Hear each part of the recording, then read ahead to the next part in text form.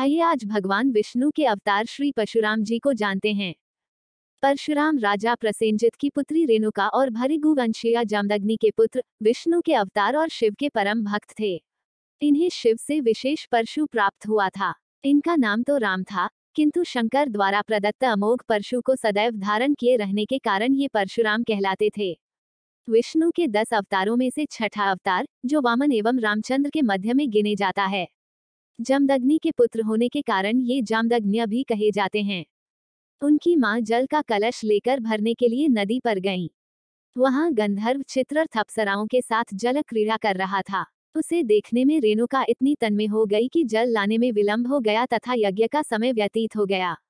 उसकी मानसिक स्थिति समझकर परशुराम के पिता जमदग्नि ने क्रोध के आवेश में अपने चारों पुत्रों को उसका वध करने के लिए कहा। परशुराम के अतिरिक्त कोई भी तैयार न हुआ। अत जमदग्नि ने सबको संज्ञाहीन कर दिया।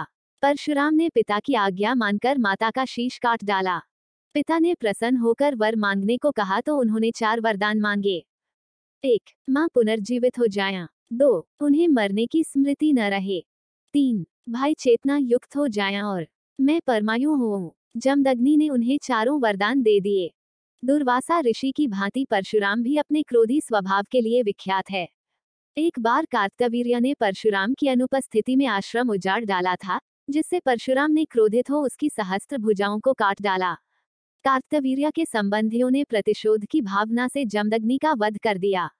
इस पर परशुराम ने 21 बार पृथ्वी को क्षत्रिय विहीन कर दिया। हर बार हताहत क्षत्रियों की पत्नियां जीवित रहीं और नई पीढ़ी को जन्म दिया और 5 झीलों को रक्त से भर दिया।